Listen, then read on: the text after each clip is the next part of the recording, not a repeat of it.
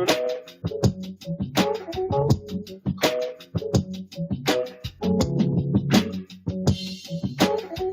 I like that. That's funky. I do too. I like them strings. All Or right. guitar, whatever it is. The first article is an update on a story we talked about last time. Lauren Boebert, or Lauren Hobart, as we're calling her around here. Now, Lauren Boebert says she has ditched the Democrat that was filmed fondling her at Beetlejuice. I learned to check party affiliations before going on a date. No, man, nobody believes you. You just didn't give a fuck. Here's the thing. They know that their constituency just identifies with hating the right people, and the right people are Democrats. So she, of course, thinks this lie will work. I'm not saying it will, but it'll work on some of them because it's just it's like a stupid, it's like a joke that is very bad but racist, and racist people think it's funny because they think racism is good. You know, this is what it is. It's like Democrats is the punchline, and then some people will go, yeah, tell them. But I think there's a lot more people it's not gonna work on. I don't think it is. Child, she's gonna be sweating when she run again. The rumor is that they were dating for like a month or so she knew. And yeah, and also you were gonna jack them off. So to say that it's like I learned not to da because the Democrats is funny. I also take it this extra step. I have a feeling she'll still date this dude. Of course. I don't even think this shit is true. I mean, unless he called her and was like, my friends found out I'm dating you, and I can't. I get it. So she had to spin it. Like that would not be surprising if he was like, they getting on me at the bar. I can't handle this. Right. It's hot in the streets. You know, if we still do this, we can't do shit in public. Yeah, like listen, okay, my bad. Drew Barrymore went ahead and called off her show in an update. She said she heard everybody and she listened and she said, fuck it, y'all right, no show. I'll wait till the writer strike is over. And after she said that, a cavalcade of other shows, all the cards crumbled. The Talk, Jennifer Hudson, Bill Maher said it was not even because of Drew Barrymore. He said it was like because they're meeting to talk, and you know it's bullshit. We don't believe you. You just did an interview that said fuck them writers, so we don't believe you, sir. Yeah. Sherry Shepherd's show is planning to return, but it's not a struck show that's covered by the WGA. Kelly Clarkson's talk show never came back. Kelly wasn't playing. She was like, no. Well, what we not gonna do is this. She was like, I am not fucking up my bag. I'm good, y'all. Right. So yeah, it's interesting that, you know, all these shows did pull out. And I think if shows one, it was like, if y'all are gonna hate on Drew Barrymore, y'all definitely gonna hate on the rest of us. Because and they like, she the nicest one. To me, the difference between Sherry Shepherd and The View, and to a certain extent, even Bill Maher, even though he opted out, a lot of their appeal is that we're people that don't care if you like us. Right. We've been in this game so long. We're like, we don't even have to be nice during the nice times. So like, you know, I feel like if Wendy Williams still had her show, she'd be a person that I could see being like, I'm coming back and it's fine. Part of my brand is that you're not going to like what I do. So it just fits my brand. But the other people, The Talk, Jennifer Hudson, and Drew Barrymore, they need and want to be liked. That's their appeal. We're the alternative to that shit. Like, you don't want to see 60-year-old cynical women from Hollywood debating politics and shit while you eat your cereal. No, you want to pretend America's just talking to Denzel Washington and asking him about his latest movie. Not to mention, a lot of those interviews weren't going to be able to happen because actors aren't doing shit. Actors, writers, like I'm trying to find out, a lot of their guest lineup would have told them no.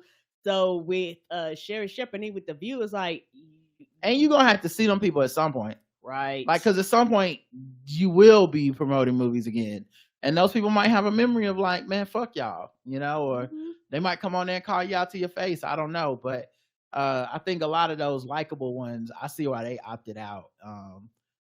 But also it's kind of interesting because I think this works because Drew Barrymore was responded to the pushback without doubling down. Correct. Like I think in another world where she doubles down and says, I'm gonna keep putting my show up, all the other people would have kept their shows up. Right, because they're gonna be like, if she's the most likable one and she don't care, why should I? Yeah. So yeah, I'm glad she did the right thing. I'm not mad at her. I never was really mad at her. I know I just thought it was foul. But I don't know her. It's not. I don't have that parasocial relationship in that type of way. I always think Drew Barrymore feels like a person people root for. I made a joke. I do. Like, give us the closest Drew that we're all rooting for. Someone left a comment on Spotify like, what do you mean you got a rat in your pocket? But the point is I was being comedic, but in general, people don't want to root against Drew Barrymore. She really doesn't do shit. Nope. That seems like she wants to hurt people. I did believe her when she said, I don't want to hurt people's feelings, blah blah blah. I think also like she can reason herself into why what she did was right, and it helped some people, even if not all. And there's a way to justify it and coming from a nice place, but I'm just glad that she backed down for the strike, obviously, but also just because it seemed like her reasoning wasn't that solid and it was gonna continue to get hate. So if you really want to do something that everyone can root for, stay home. And here's why I say that. Because as much as people try to throw up the shield of the Teamsters and the other people that work on the show, have you noticed none of those people are picketing?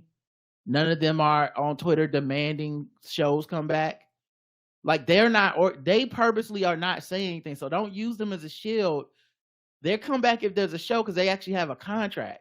And when the show's in production and I signed a contract, I actually have to come in and do the work. Right. But don't try to throw them up there like, like they all like it's a Starbucks or a car wash or a volunteer service. Like that's not what it is. It's a job. And they understand this is one of the hazards of the job, Anyway, in other news, House Democrats are pushing for cameras to be permitted in the federal courts. And I think we know why, because Donald Trump gonna probably be in a federal court, and they want America to see the trial, see his behavior, see his defense, see all that stuff. Probably covered on the news. I think Democrats are actually, so they're right on the point of, I think, showing him get accused of being a criminal a bunch of times on TV will affect some people's point of perception of him and whether he can be president or not. Right. I think I wonder about, is this a thing where you're opening up Pandora's box to other types of federal court, like cameras being in the courtroom and things taking like a sensationalistic turn, like when you let's cut these videos up and make them funny for TikTok type of thing. Like are we gonna get a lot more spectacle things? Like to me, there was a huge difference between like when Johnny Depp was tried in like Britain and when it was tried in America. And then people were literally making content out of each video clip and all this stuff was going viral. And it just felt like, now look, maybe it was on camera in Britain and we didn't see a lot of it here. But when it came here, it felt like it was on social media, TikTok, Twitter, people making podcasts and YouTubes. So my point being, when people can get the camera footage, it seems like some of this stuff can take on a different tone. And right now we're talking about President Trump. I'm fine with that. I do wonder if eventually we'll be like, yeah, we made this okay. And now people are using, like, remember those, I don't know if y'all ever saw those sensationalistic shows that are like cameras in the courtroom and it's like people beating each other up and all that stuff. I do wonder if maybe we could end up regretting this in the long run. It's going to be interesting because I don't think in my lifetime, and this is just me, it has never been the same since the O.J. Simpson trial. I don't think, if you were around during that time, because prior to that, people didn't give a fuck about what happened in courtrooms and all that shit. People they had the sessions and then shit would just come out publicly. And that's how you found out shit happened. after that started the spectacle. And for me, that's a Pandora's box that we will never close. Yeah. It's just something to think about. Like, I'm not even really saying it in a, we better not do this. It just made me think, like, because a lot of stuff starts like this. We're like, no, we need to make a rule to fix. It reminds me of the NFL, where the Saints will lose a playoff game because of a pass interference call, and that's clearly wrong. And then they spend all year fighting in the offseason to come up with a rules committee. And the next season we go into it, new rule, you could challenge a certain type of pass interference, and that call never gets overturned the whole year.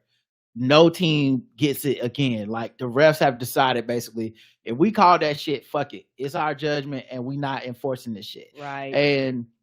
And so you ended up with a quote unquote fix that doesn't really work because it only applied to one case that happened in the past.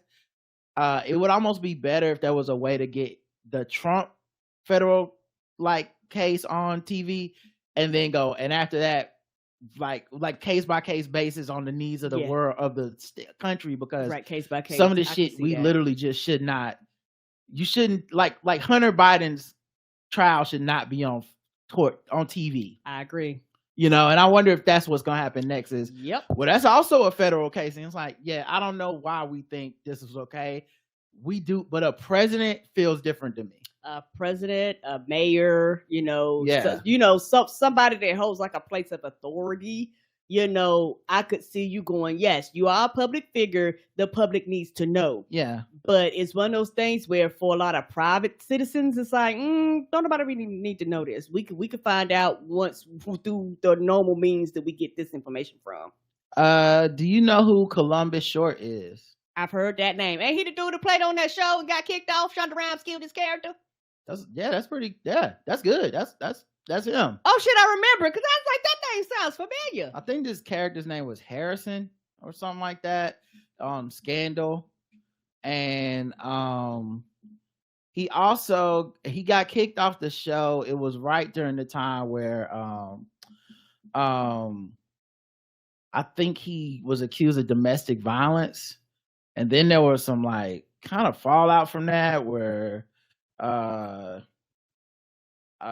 he the details came out and stuff, and I definitely remember a couple people chiming in with some kind of weird thing.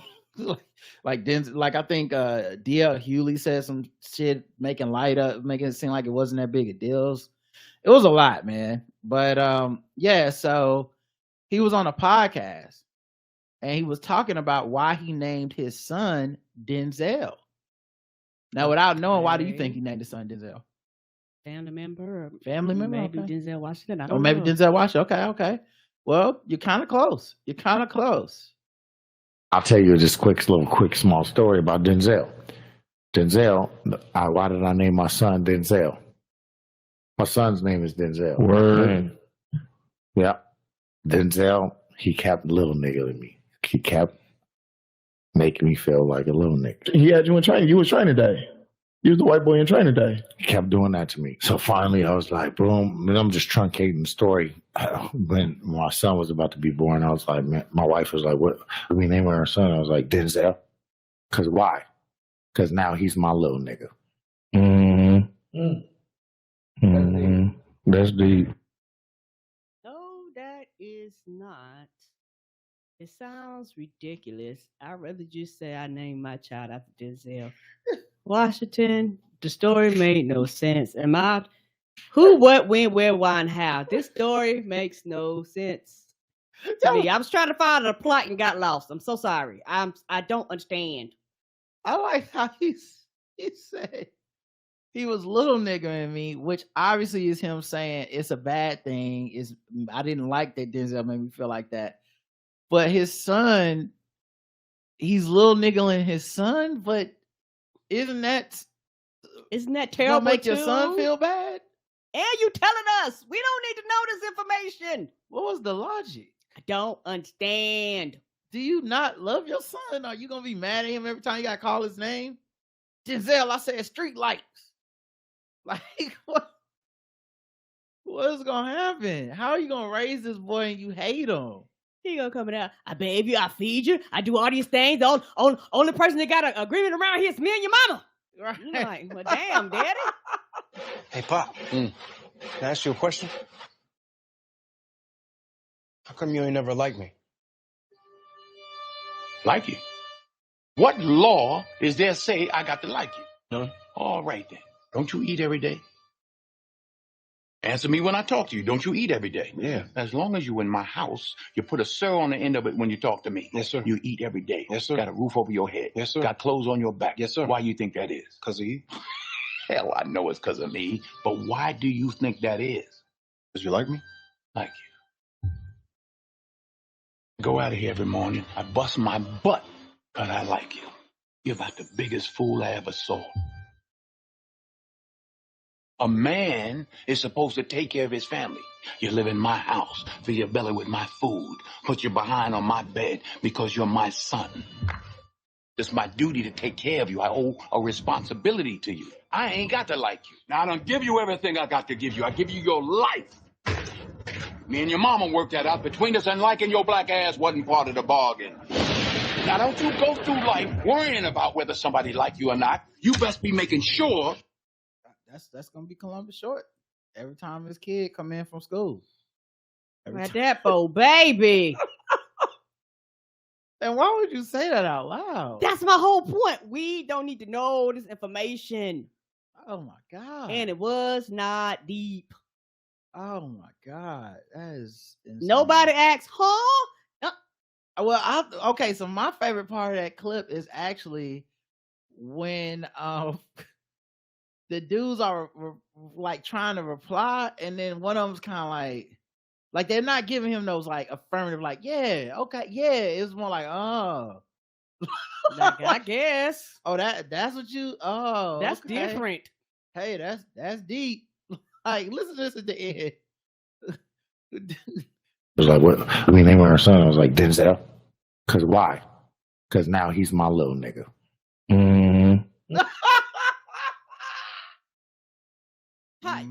There's no right way to respond to that. It wasn't a positive, is what I'm saying. It was a It very not neutral, positive. like, you said that. Noted. Right. Acknowledge that you just said that That's bullshit. right. Acknowledge, noted. Mhm. It's in the memory bank. Okay. That's not affirmative. Nope, that is not. And that's not coming over the place of confidence. That's deep. That's deep. Okay. Oh man. A teacher is receiving mixed reactions. Okay. I should probably say this for guest race. Okay. Yeah, let's save it for guest race. We can do that. We'll do it then. Yeah. It's not as funny as it's not guest race. All right, let's forget that one. Let's go to the next one. Atlanta flight forced to come back after flyer has diarrhea all over the plane. Oh no. All the way through the plane. Oh, did it have some type of leakage? Like No, leakage from his butt. It came out of him. Oh, I mean, I understand that. Did they go to the bathroom and then it leaked everywhere, or were they in the seat and they just went? Like, I don't know. I know. And how are we ever gonna find out? You gonna tell me my bad? A Delta flight for DL 194. DL stands for Dookie Loose. Oh no! Yes, that's right. From Atlanta to Barcelona, had to turn back. Atlanta to Barcelona seemed like a long flight. It does. Had to turn back because the passenger on board was having a medical issue. The flight was about 2 hours out. When Business Insider reported it had to turn back. That's 2 hours back. Although I guess the pilot probably turned up the throttle. He was like, shit. We going fast. We about to break the spine barrier. Everybody sit down. He put the buckle up sign on, y'all, or you sit down. In an audio transmission from the flight deck posted on X by aviation enthusiasts, this is a biohazard issue. I guess, yeah, it is. It is, Karen, them type that's of correct. fluids. That's correct. Nobody was sitting down on that flight was. I agree. I wouldn't have wanted to sit. Even the 2 hours back would have been hard. I'd be like, can we roll down a window in the plane? Like, is that possible? What if we fly lower? I bet everybody wish we went back to mask now. That's right. Negative. It's just a biohazard issue. We've had a passenger who had diarrhea all the way through back to Atlanta.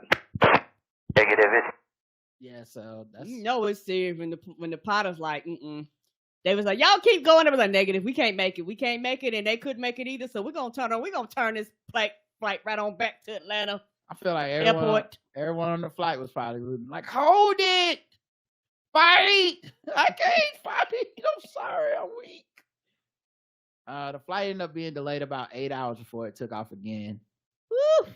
Oh man, that is so. There were pictures of it on Twitter. I'm not gonna show it. Oh no! But there were pictures.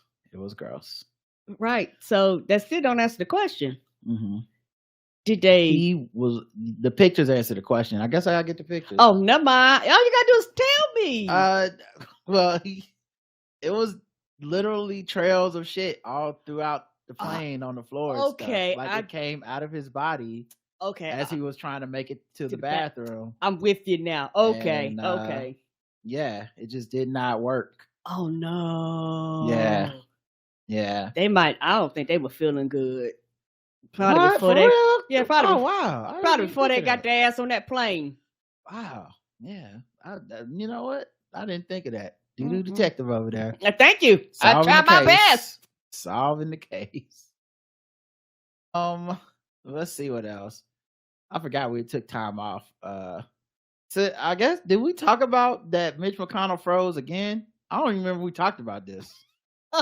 Second freeze. He freezing so much. This shit happened 14 days ago, and I don't even remember we talked about it. I know we talked about it. And he don't either. And he definitely don't remember. Child, he out here glitching left and right. The Capitol physician said Tuesday that basically he has no real health issues.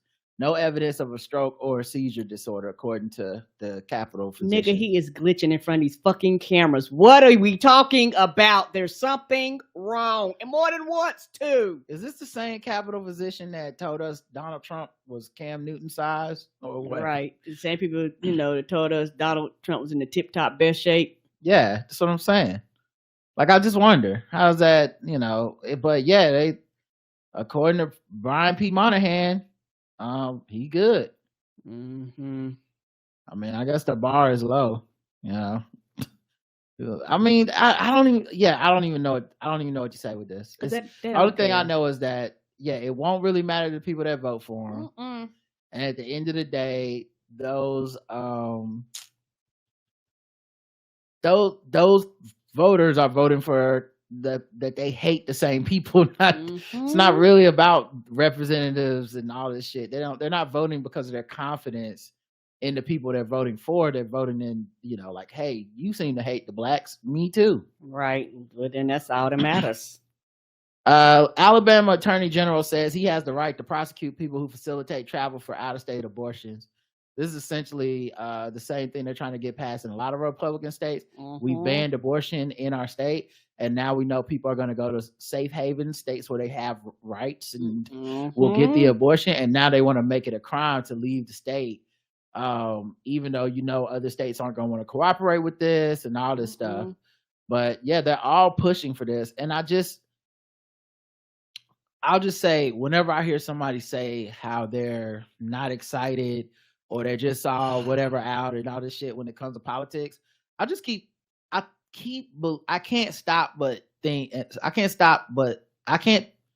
help but to stop and think these people really have not grasped that there's more to lose.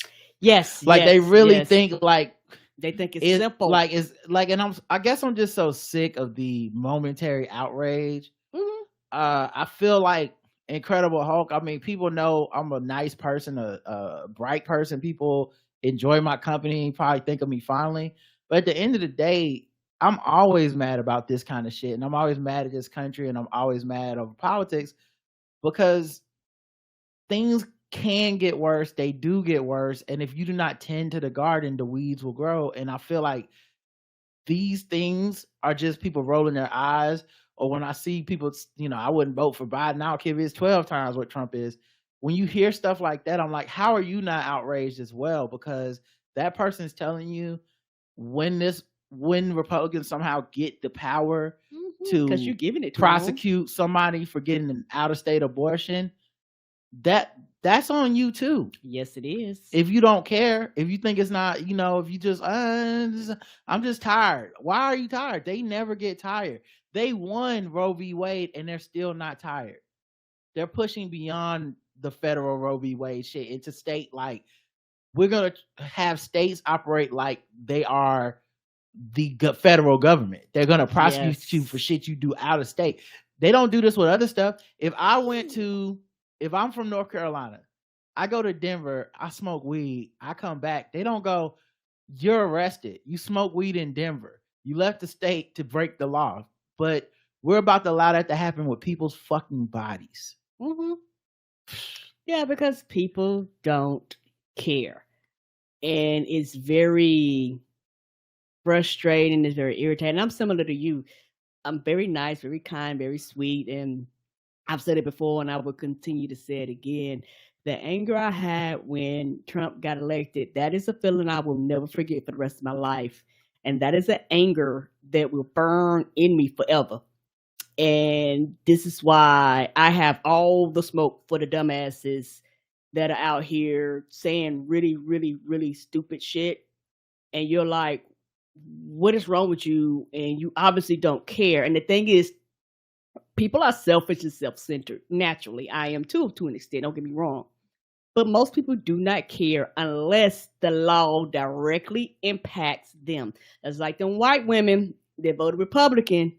And then the nigga said, hey, you know what? This alimony y'all get? Nah, you ain't gonna get this for the rest of your life. Yes, he gonna come after your shit too, bitch. Like, I don't know why people don't understand.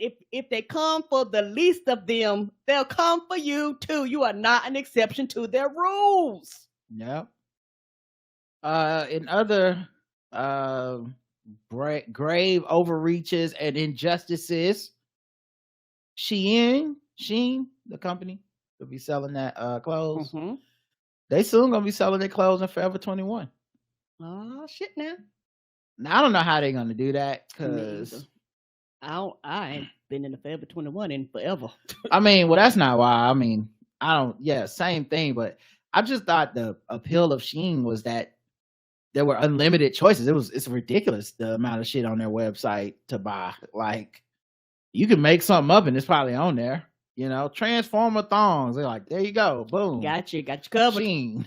We'll get someone in the sweatshop working on that right away. Immediately. You know, but is them going to a brick and mortar, that's different. We've been seeing this trend the other way, right? It's been brick and mortar stores are not, they're languishing and then becoming online things. You know, it's go to bedbathandbeyond.com, but not the physical store that's closed. She must be making money hand over fist to be going the other way. That's speaking. Forever 21 must got a grip on the young people, because once people get a certain age, they don't go to Forever 21. It's called Forever 21. Bitch, I'm 44. Well, it could be. Well, Forever 21 is kind of forward thinking, so it could be that they're in a point of like, we need to start reaching into the internet space of the brands and the memes and shit. Because another thing Forever 21 did was sell a bunch of shimmery stuff to coincide with Renaissance Tour. Smart. So people, you know, you looking for something, boom, let me go down there. Right. And so they like are kind of forward thinking. This feels like for the brick and mortar store, forward thinking. It would be like if somehow, I don't know, Belk's partnered with Amazon and you're just like, that's a genius move, because y'all weren't, Belk's money wasn't hitting the same. But the Amazon money, that's the new vein. And I feel like maybe Forever 21 tapped the new vein with Shein. That's true. And I think, because I see some people in here saying that they shop at Forever 21, but I guess I don't go to the mall and those. Yeah, don't make it outlets personal. like It's not, you said that, but you're one person. That's true. You don't do a lot of stuff people don't do. So, that's true. I mean, people do. So, you know, it's whatever. It's you don't have to defend yourself. You don't shop at Forever 21, but some people do. A lot. I mean, we went to the mall. The mall is an interesting space right now. It is. We went to the mall and it was closing at 8 on a weeknight. That It shit used to made close no- at 9. Shit made no So sense. foot traffic and stuff has died down, and this was the nice white safe mall, right? Mhm. Foot traffic and stuff has died down in the malls because of online shopping, but the malls, the stores that are making it, the ones that are standing are still standing. We also have like a Northlake Mall where they don't even know if the mall can exist anymore because so little people are going out there. Right, they keep closing down the ankle stores every time. I think the Apple store, every time you turn around, one of the big box stores that are like, we are out. Brick and mortar is tough right now, so Mhm. it just, it's just interesting to see who can make it and what's and how they're doing it. I think this Forever 21 strategy is really fucking smart. And it is smart too, because you're talking about a place that, like you said, I didn't think about that. They're forward thinking. So they go, well, these things are happening. We know people are going to be looking for these things. Let's put them out there. And they know that for a lot of people, they see these things online. And if they happen to be out and they actually see the things online physical can pick it up. A lot of people are willing to do that too. And you might be getting a whole nother demographic that might not be online, might not even know what Shein is. And be like, oh, I like this. And next thing you know, it's reversed. They actually go to the website. All right. Last story for this segment. Biden signs an order designed to strengthen protections for sexual assault victims in the military. President Joe Biden signed an executive order on Friday giving decisions on the prosecution of serious military crimes, including sexual assault, to independent military attorneys, taking the power away from the victims' commanders. Yes, that don't make sense, because sometimes they could be the people who allowed it to happen, or maybe the person that did it themselves. The order formally implements legislation passed by Congress in 2022 aimed at strengthening protections for service members who were often at the mercy of their commanders to decide whether to take their sexual assault claims seriously. Yeah, we see tragic stories all the time about military sexual assault, how it's covered up, how people use their power to abuse and their authority, and you can't get around the loop. Literally people taking their lives, people being killed, covered up, all kinds of stuff. So it is, I think it's a power that has to be taken out of their hands, because you need an impartial person to hopefully come in. It's already hard as fuck to legislate sexual assault crimes in the first place. Mm-hmm. But when someone has a vested interest in either their record as a commander, like, I don't want this on my record, or when they, same thing as Title IX. When you're keeping stats, what looks safer to most people? Most people don't think deeply. Hey, last year, Baylor had 0 sexual assaults on campus. Oh, wow, I got to send my kid there. She'll be safe. No, we know 0 is impossible. So any school reporting 0 is lying. Means they're just saying nothing counts.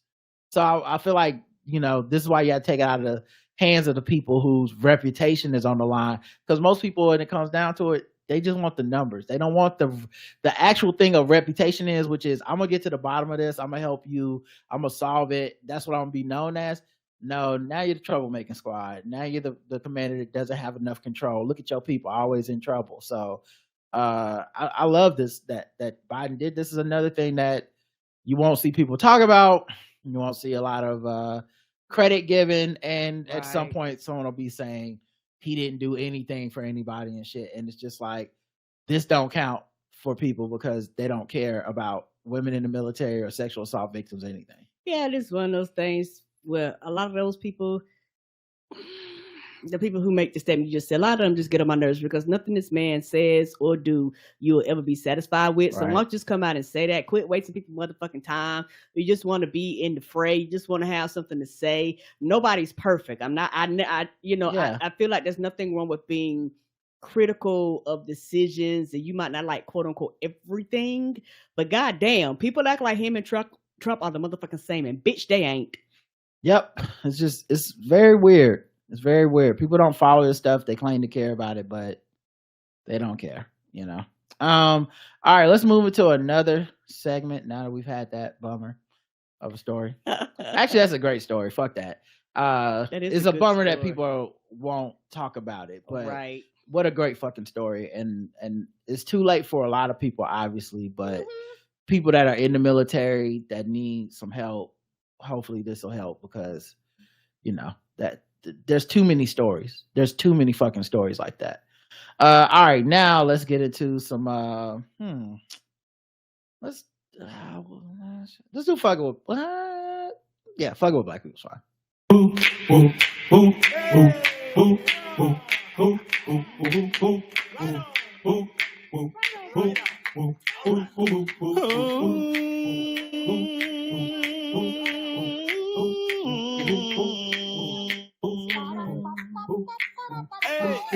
We're just fucking with them people because they black. We're just fucking with them people because they black. We're just fucking with them black people. We're just fucking with them blacks. We're just fucking with black people. Hey. Yay. I said, can you leave me alone? All I wanna do is go home. I said, leave me alone. I wanna live another day home. I said, can you leave me alone? I wanna go home like ooh. Fucking with black people, the game where we go around the globe, find different articles, and talk about how much we feel fucked with as black people by what we read in the articles. Rolling Stone founder removed from R&R Rock and Roll Hall of Fame board after articulate remarks. Rolling Stone's founder just lost decision-making power in the Rock and Roll Hall of Fame because he called black and female artists inarticulate. A rep for the hall tells us Jann Wenner, who has been booted from the famed Hall of Fame's board of directors for their foundation. This after a vote was taken among the current members. Sources with direct knowledge tell us the only dissenting vote was from John Landau. Jann Wenner, who helped launch Rolling Stone magazine back in 1967, did an interview with the New York Times this week in which he talks about who he interviewed for his forthcoming offering, The Masters, which contains a wide-ranging sit-down with 7 rock and roll guys: Mick Jagger, Bob Dylan, John Lennon, Bruce Springsteen, Bono, Jerry Garcia, and Pete Townsend.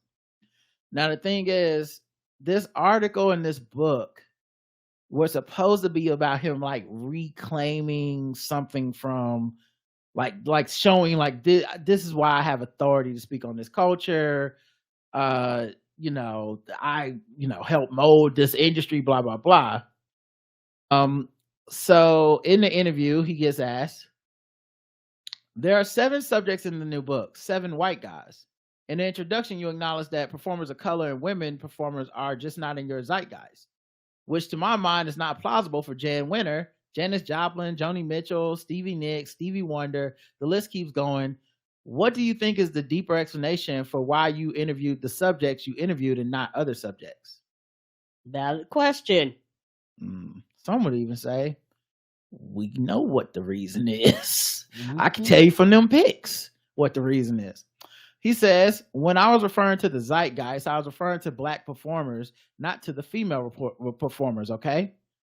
So black performers are the ones not in his zeitgeist. Women, of course, he's heard of white women.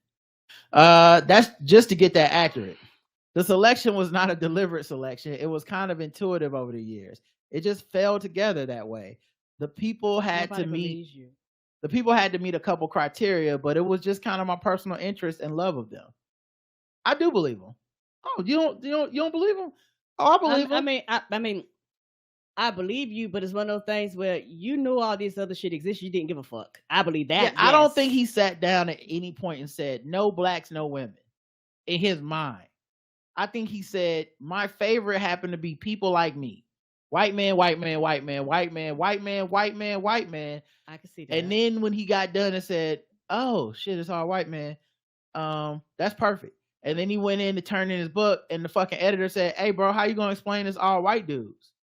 And he's like, oh, yeah, I'll write a little forward about that. It wasn't on purpose. I wasn't even thinking like that. That's when he said they don't enter my zeitgeist. He's like, I wasn't even thinking about women and blacks.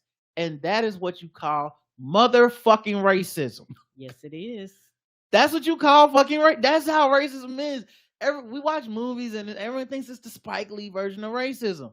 Everyone thinks that their racism is just a coincidence. Like, no, I just happen to only date white women, or I just happen to, those are just the people that I'm around. My friend group is just happen to be on white because those are the people that I grew up with. All this other shit. And then you say people I grew up with, and it becomes like, well, this guy I met in college, and this guy worked with him, and this guy right. You worked with other people. You went to college with other people. You from places with other people. Other people are from your town.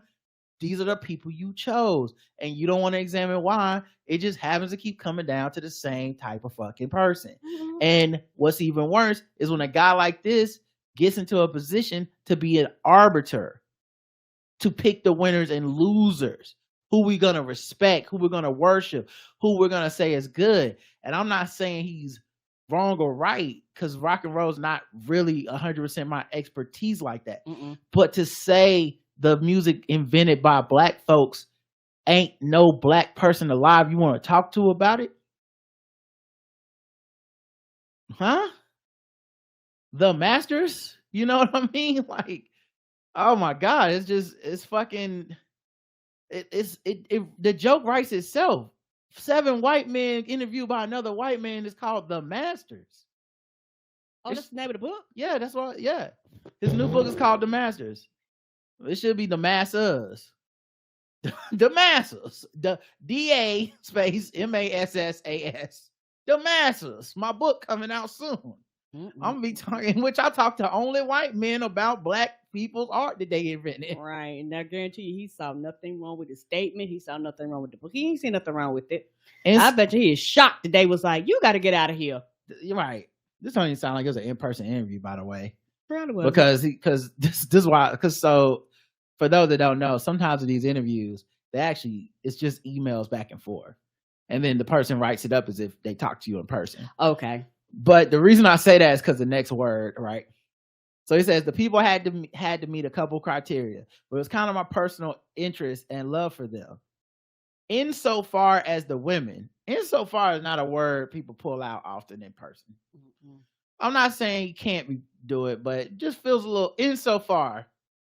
Feels like he was typing this. Anyway, and the reason I bring that up is because when you type something, you can be more impersonal. Maybe you can't see the person's face going, is this nigga serious? Yeah. Do you realize you fucking up right now? Yeah, you can't see that expression. Insofar as the women, just none of them were as articulate enough on this intellectual level.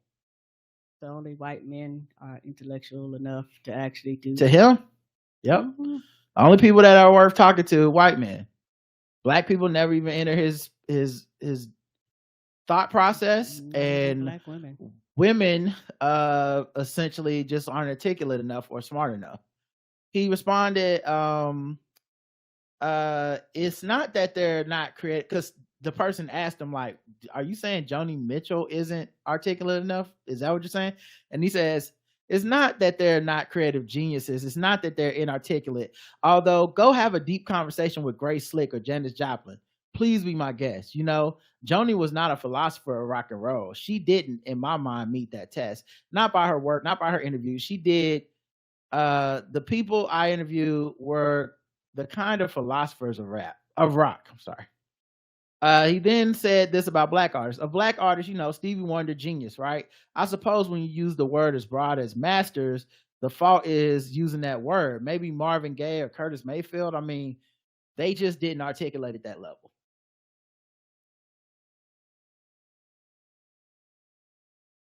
Yeah, you need to go. You probably should have been. I can't even imagine the people that never came up, never died, and will never get the respect that they deserve during their lifetime or to the end of time, because he was there like, no, you're not a white man, basically. Yeah, and you know, like I said, I'll be the first person to say I don't know enough about rock and roll to truly give this the response that it needs to have. Agreed. You know, because that's not my expertise. You agreed a little too fast. That's not my expertise. I mean, no, it's fine. It's fine. No, don't try to clean up. Don't try to clean up. It was a joke. I was making a joke. No one's mad at you. It was funny. Okay, everyone's laughing. And also, I think for me too. Okay, and because I don't know anything, to get in the Rock and Roll Hall of Fame, they call it the Rock and Roll Hall of Fame, but it's literally for all genres of music. All genres of music. Yeah. Okay. Mhm. Good? Yes, we good. I'm finished setting up my bit. Go ahead. So I don't have the expertise. God damn it. I wish I did. But I do know some people that do have the expertise. Okay. And they did write a response. You might have heard of them. The band called Living Color. Oh shit. They may listen to the podcast. They may have been on the podcast. You don't say. So they wrote a reply, and I like to read their reply. Let's go. But of course, I can't just read the reply. I have to read it right because I saw how they wrote it. So I know that. Sorry, I know that it's actually like this. I know they have something to say.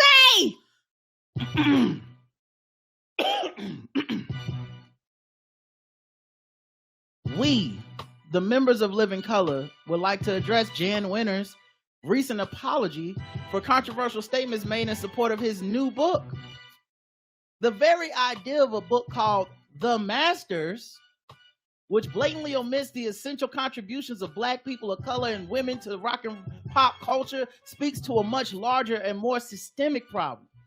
His New York Times interview statement that African American and female artists are not articulate enough to express themselves about their own work is absurd on its face. For someone who has chronicled the musical landscape for over 50 years, it is an insult to those of us who sit at the feet of those overlooked geniuses. To hear that he believes Stevie Wonder isn't articulate enough to express his thoughts on any given subject is quite frankly insulting.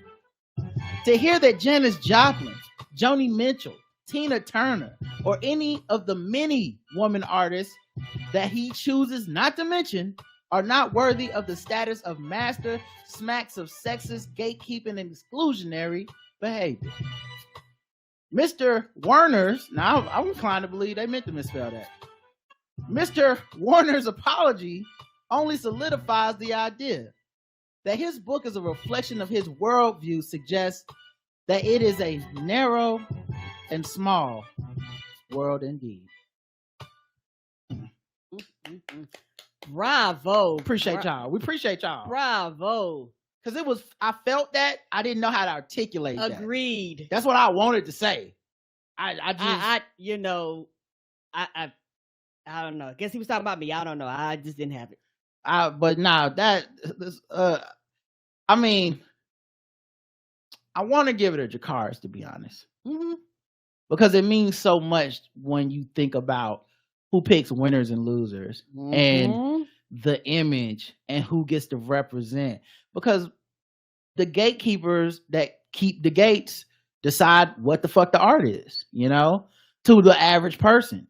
Right. To the masses a lot of times. I wonder how much of my own mindset that thought when I was growing up, oh, rock and roll is some white people shit, was because the people picking the winners and losers, a bunch of fucking white people telling me this what it is, this who it is. Nobody like you out there. Nobody that's doing it for you. Nobody talking about the shit you care about, Rod. So go listen to NWA or some shit if you want to hear, you know, that kind of stuff. And so, yeah, I think the reason I'm not giving Jakars, I'm giving 100 is because they did take him off of that board. Like, yeah, that was worth something that they immediately said, oh God, you can't. I don't know how they're going to retroactively go back and fix anything, but taking him off the board was the right thing to do. And I'm glad that they heard the voices of people being like, man, fuck this dude.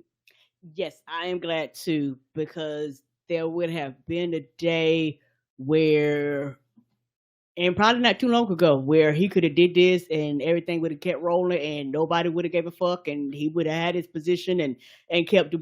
But in the age that we are now, and shout out to people, but shout out particularly to the young people, they're not here with the shits. They're like, no, you can't do this. And they're a lot quicker to actually I don't know if this was young people. I feel like it was everybody. True. I mean, I guess you could say young in the way of like, he's talking with 70 and 80-year-old dudes and being like, these are the masters. But so I guess in that way, even we count as like young people in this discussion. Mm-hmm. But I do appreciate like everyone coming together on some like, bro, this just racist. All you did was justify racism and we supposed to take your word for it that it's not racism. Because no, I just happen to only like white dudes. That I don't see what's racist about that, you know. Right. I mean, if anything, it's because y'all can't articulate.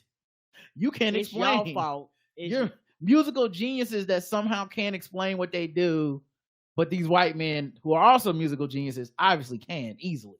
Right. Musical geniuses that have won all types of awards, all types of Grammys, all types of, you know, accolades, Mhm. you know, outselling, you know, people, maybe some people on your list. I don't know how far back it goes, but you know, when you talk about some of these artists, they are world renowned, world known superstars, even to today. Because, like I said, a lot of some of these people, I just don't know because I don't follow music Yeah, I like know. that. I know. And I think, like they said, it's very, very insulting to everybody that's not a white man.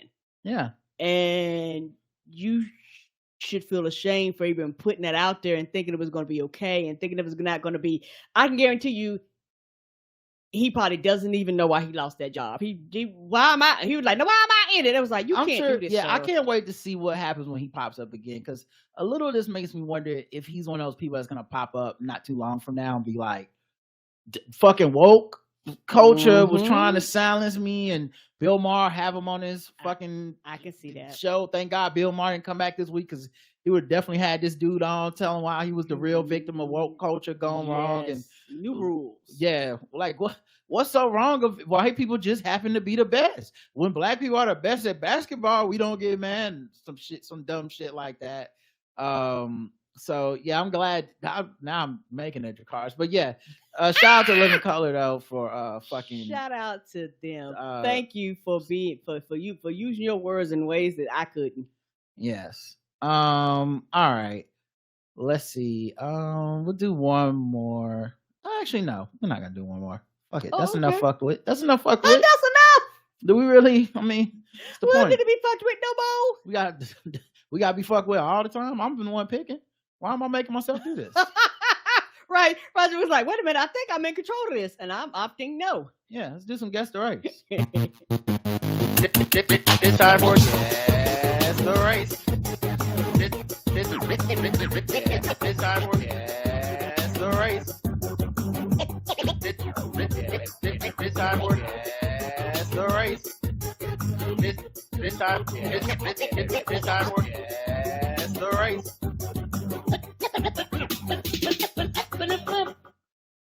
A teacher receives mixed reactions for using Sexyy Red SkeeYee to quiet down her elementary school students.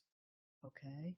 I don't know who Sexyy Red is. Never heard the song. Wow. Pound Town? You never heard Pound Town? Oh, is it which that's the one you played for me while I was listening going, what the hell is this?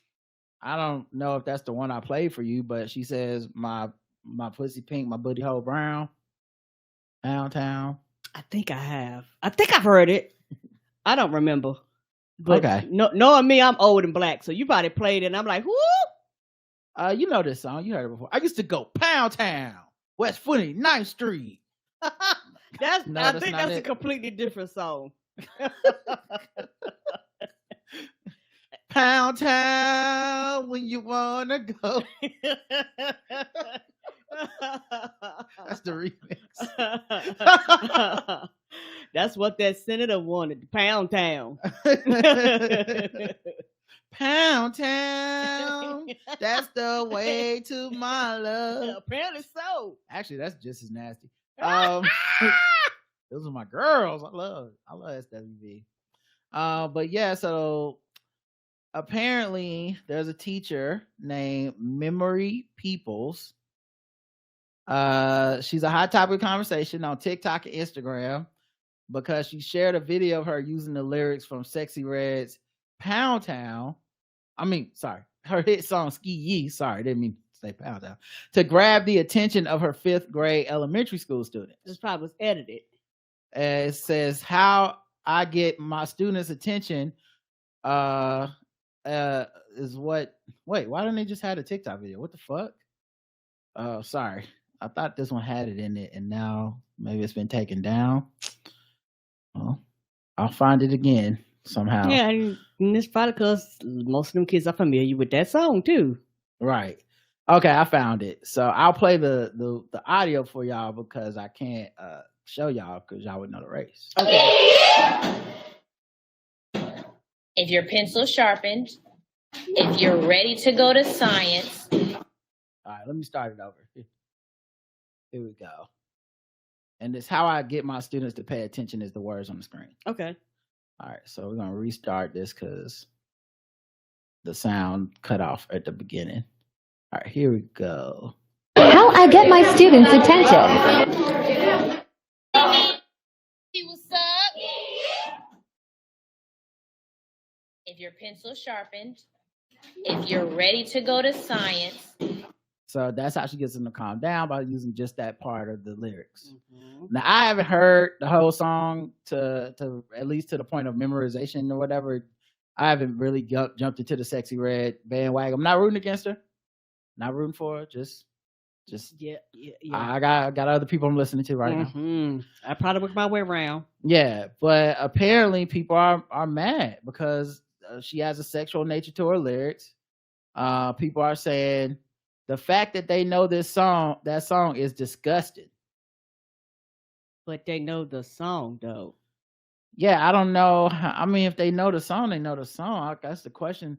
I mean, they were like young-ish kids. I don't know what grade, but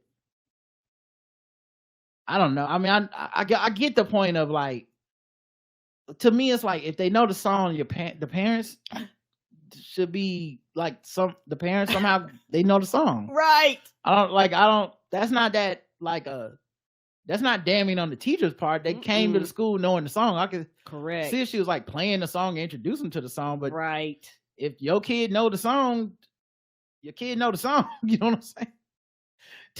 Teacher didn't come in and be like, learn the song, damn it, we're gonna recite it on Tuesday. But yeah, they were upset about that. They didn't like that. Another person says, my shelter child wouldn't know what the hell she was talking about. LOL, we don't listen to that stuff around here. Okay, great. Black teachers are top tier, so this person is supporting her.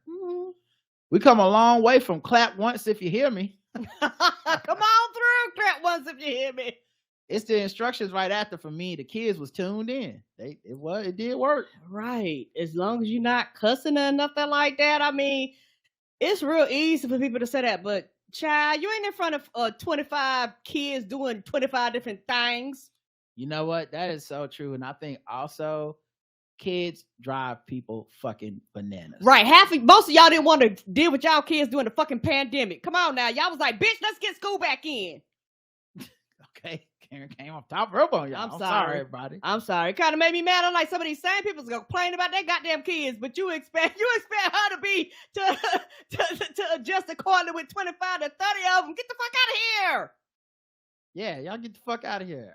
So what's funny though to me is like, if you like, there's an idea that we have for those of us that either don't have kids or don't be around kids like that.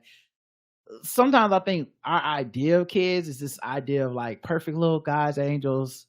They just want to learn, and you have infinite patience. You'll have infinite patience when it's your turn, and when the kid is doing whatever, you'll understand. Like, hey, I know it's 30 of y'all yelling at the top of your lungs, but it's all right.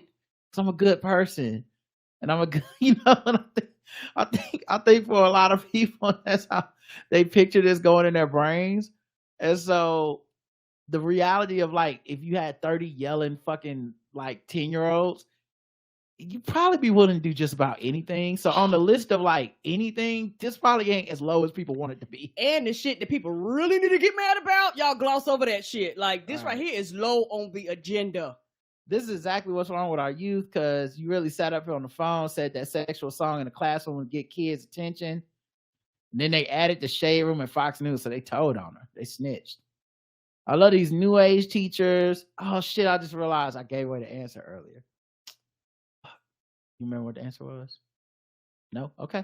Don't have my kids saying this done. We'll keep playing. Karen, don't remember. Don't look at the chat either, Karen. I know you're trying to look at the cat to cheat. You can't help yourself. You really can't help yourself. I wasn't paying attention. I'm sorry. Right. Guess the race before you start. Don't even look at the chat. Just guess the race. I'm gonna go black because the artist is black. All right, let's check the chat room and see what they believe. Man, I can't believe I got caught slipping like that. I was just reading the chat. I thought it was fucking doing it for the gram for a second.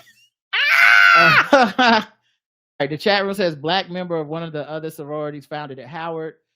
Black recused, couple people recused themselves. The story did go a little viral. Black snitched to the shade room at Fox News. Yeah, they added them. Her booty hole brown, so is she black. The correct answer is black.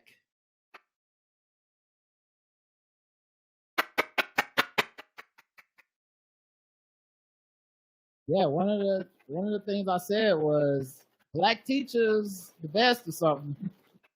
I guess you weren't paying attention. That was one of the times of counseling. It was good that you don't listen to me all the time. Yeah, I like I said, I see as long as what she said wasn't lewd, wasn't cussing, she didn't, don't even sound like she actually played the song.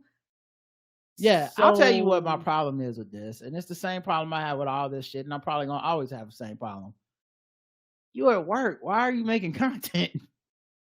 That could just be a thing you did in your class, and we didn't never know about it. Nobody even be mad about the shit. That's true. Once you go to the internet looking for approval or whatever, you just starting some shit. Now that part I agree with. I hope I never, and she doesn't seem like a bad teacher or some shit. So I just hope we don't look up one day and she got fired from her job, and it's like, oh man, I don't think what she did was that bad. I just think we're so used to just sharing every fucking thing. And some of it's just not. These people aren't your friends. They're just the internet. They're just the internet. And shit goes wrong, and now it's why is everybody being dicks? Because it's the fucking dick pit. You threw it in a dick pit. It's nothing but dicks in here. Nothing but dicks. A couple of TSA agents were caught on video stealing money from passengers' luggage at a security checkpoint, and now both of them are under arrest. What? The sticky-fingered suspects, Labarius Williams and Josu Gonzalez, were on duty scoping out bags being scanned in Miami's International Airport. And people be telling me, my shit stolen. The airport go, we're not responsible. Well, right. Nigga, somebody actually was stealing. And who knows how long they've been stealing people's shit.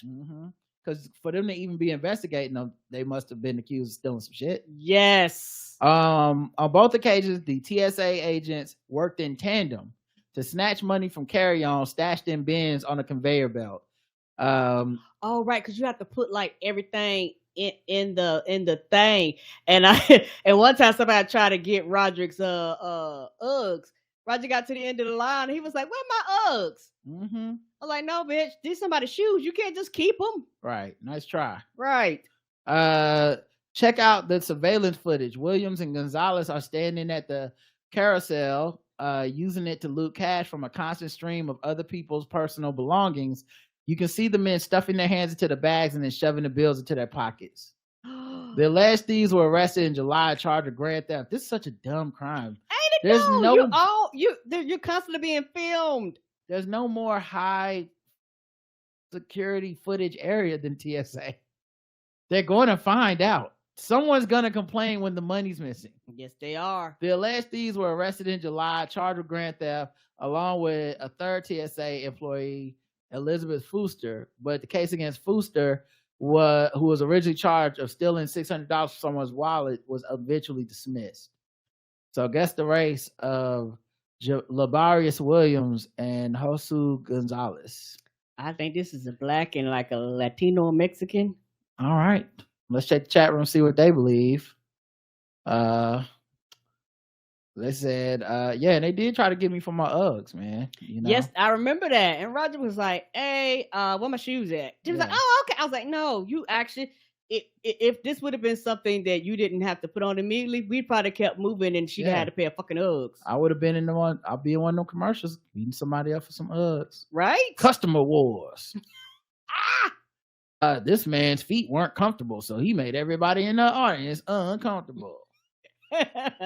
And this is why you pay the upcharge. Well, bitch, I ain't got to take my shoes off no more. ICE about to send border control back across the border. Black and Latins with a Z. Oh, okay, that was a typo. Probably worked for Nation Wade Airlines, NWA, Black and Latino, Black and Latinx, Black capitalism mixed with brown power. We love to see it. The correct answer is everybody got it right. Yeah.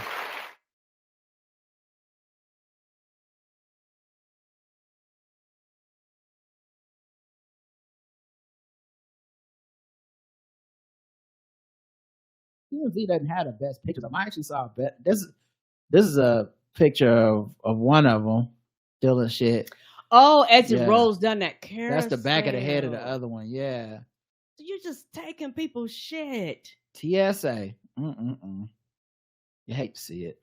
All right. Let's go to the bonus round. So far, Karen's 2 for 2. I ain't racist. How can I be racist about anybody or anything in my life? How can I? Call them niggas. Just call them niggas. Gold chain wearing, fried chicken and biscuit eating, monkey ate baboon, big dime, fast running, high jumping, spear chucking, 360-degree basketball. Rescuers from across Europe rushed to a cave in Turkey on Thursday, launching an operation to save an American researcher who became trapped almost 1,000 meters, 3,000 feet, below the cave's entrance after suffering stomach bleeding. Oh, no! Experienced caver Mark Dickey, 40, suddenly became ill during an expedition with a handful of others, including 3 other Americans. It was in the Morka Cave in southern Turkey's Taurus Mountains. While rescuers, including a Hungarian doctor who reached and treated Dickey, while rescuers, it could be days and possibly weeks before so they were able to reach him, but it could be days and possibly weeks before they can get him out of the cave because it's too narrow in places for a stretcher to pass through. Wow. Mm-hmm. In a video message from inside the cave and made available Thursday by Turkey's communications directorate, Dickey thanked the caving community and the Turkish government for their efforts. The caving world is a really tight-knit group. I would think so. Nigga, 3,000 feet from the top. Right. You had just been down there. Like, oh man, I'm stuck in my stomach. I'm like, oh man, it's too bad you didn't make it out, bro. You want me to throw down some sandwiches or something? You good? Now, if you could just calm down and maybe get a doctor to come back. Yeah, man, I don't think so, bro. That's crazy. That's how you got stuck, being down there. He said, it's amazing to see how many people have responded on the surface. I do know that the quick response to the Turkish government to get the medical supplies that I need, in my opinion, saved my life. I was very close to the edge. Dickey, who was seen standing and moving around in the video, said that while he is alert and talking, he's not healed on the inside and will need a lot of help to get out the cave. Doctors will decide whether he will need to leave the cave on a stretcher or if he can leave under his own power. Dickey, who had been bleeding and losing fluid from his stomach, has stopped vomiting and is eating for the first time in days. Woo! I just it can't be healthy to be down there living in a cave all this time either, for weeks possibly. Mold, germs, bacteria and shit. Like It ain't fresh air. There's all kinds of shit down in that cave that we're not supposed to be around that long. Right. Communication with Dickey takes about 5 to 7 hours and is carried out by runners who go from Dickey to the camp below the surface where the telephone line to speak to the surface has been set up. Experts say it will be a challenge to successfully remove Dickey. It takes 7 hours to communicate from him to y'all. Can't just throw down. I see why it might take 7 hours to get it come up to y'all, but y'all can't just drop the brick with the note on it. Stow a rock. The fuck? Why it take so long? Maybe because the distance from where he is to where they are. Oh, okay. Yeah, maybe it's not straight down. Maybe, right. Okay. Yusuf Ogreneksek of the Speleological Federation of Turkey said that, words are kicking my ass tonight, said that one of the most difficult tasks of cave rescue operations is widening the narrow cave passages to allow stretcher lines to pass through at low depths. Stretcher lines are labor intensive and require experienced cave. How much of a cave how much of a cave person's job is rescuing other cave people? Like, if no one ever went down there again, and we said this the last nigga going down, would we solve the problem? Would we have fixed everything? Like, would we even need cave rescue specialists? People are stupid. So even if you say that and most people abide by it, you're gonna have somebody trip, fall, slide. You just never know. Like, there's a job that creates itself. Yes, it is. Like, you if you're a cave dweller, you better be a cave rescuer. Right. That's part of the job too. All right, guys, put on your rescue hats. You better know all the EMS and CPR and all that Right. shit. Larry twisted his ankle, guys. Yes, carry your defibrillator, everything. Larry twisted his ankle. We going from a cave dwelling party to a search party. Let's go. And let's go. Rescue time. But yeah, rescue effort. The rescue effort currently involves more than how many people, Karen? 100. More than 170 people, including doctors, paramedics who are tending to him, and experienced cavers. What if someone falls down a cave another a state over? What are y'all gonna do? Split the team? Because it's got to be all the people that can do this. Wow, I wonder if this is something like it really happens to this extreme. I don't know. They said the operation could take 2 to 3 weeks. That includes rescue teams from Bulgaria, Croatia, Hungary, Italy, Poland, and Turkey. Goddamn, we from all over. I feel like one of them could have did it. You know, I feel like that's. I guess overkill. everybody look go up. Let me get an expert. Up. Let me get up. Wait a minute. It's 5 of us. I think that's enough. 5 of them sitting around playing Switch. Like, come on, man. Y'all know we was here first. Fuck it. 5 of them playing a cave dweller operation. Well, one of y'all twist y'all ankle, then we'll come get you, and then we'll be the next rescue team. They're doing that similar. I told you that wouldn't work. My turn. All right, Karen, guess the race. Child, what is we guessing? This man is white. Karen says, what is we guessing? This man is white. Let's check the chat room, see what they believe this man's race is. Stay above the ground, Dickie. White. The Descent, the Cave, white. White and stupid. Caucasian. This guy. That's hilarious.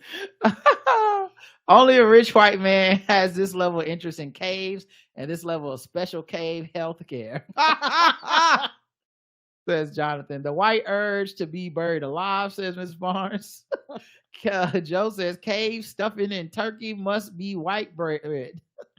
White, cave bitch, white. Whiter than Jann Wenner's mixtape. Says a gourmet cooler. Oh man. We don't spelunk. White people spelunk per Mr. Fox. Mountain man, white. Cave dweller, white. Super Caucasian is not coming to this white man's rescue. The correct answer is white.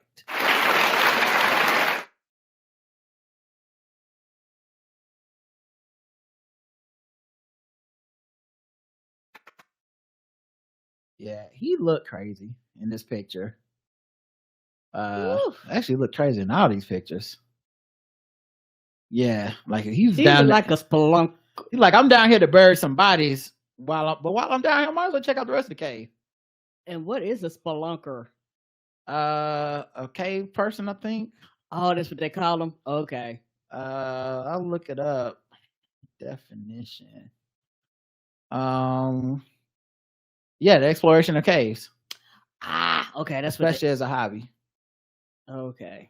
Mm-hmm. All right. Let's go to sword ratchetness, and then we'll wrap this thing up. Okay.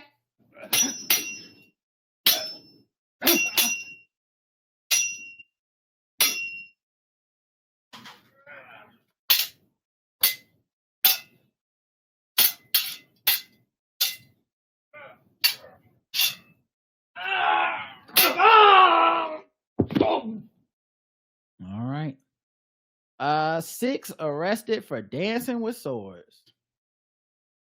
That's the sequel to Dancing with Wolves, where Tom Cruise plays. Oh no, that's The Last Samurai. Never mind. My bad, everybody. I got confused with my white man saving people stories. 6 arrested for dancing with swords. The Boebert police on Thursday arrested 6 youths for dancing with for dancing with swords on the outskirts of Manthal village near Kambawadi, cross in Bazavarkalayan Taluk in Bidar district. The accused, Virana, they call it Virana, Dipana, Vinod Reddy, Akash, Vinod Shantapa, and Subhan Adolf Gaffar, who were brandishing swords and knives on the streets. They were arrested and remanded into judicial custody. The police have seized 4 pellet guns, 22 pellet boxes, 4 steel punches. The fuck is a steel punch? I don't know. Is that like brass knuckles or something? It's still in your punch. I'm assuming so. Might be wrong. Oh, damn. Nah, it's like a carving thing for like sculptures and shit. You could fuck somebody up with this shit. Can I see it? What is I'm about to pull it up. Man, this is like some shit John Wick used to like kill 8 random short dudes. You can see it? Oh no. One look like a brick, and then the other ones look like they straight. Yeah. Well, you use something to like punch it in, I guess. Oh. Yeah, like maybe you punch holes and shit with it. I don't know. That's crazy. Anyway, That look like some equipment, and you like that's like the end of like a machine go behind that. 4 steel punches, 2 knives, 1 sword, and a rod from them, and registered a case in Manthal police station. So they had all the weapons. Wow. Take down the whole Foot Clan with that shit. Yes, you can. All right, that's it for today's show. We'll be back tomorrow for our Walking Dead Wednesday. Thanks for listening, everybody. Hope you have a good night. Me too. Till next time, I love you. I love you too. Mwah. Bye, everybody. Have a good one. Peace.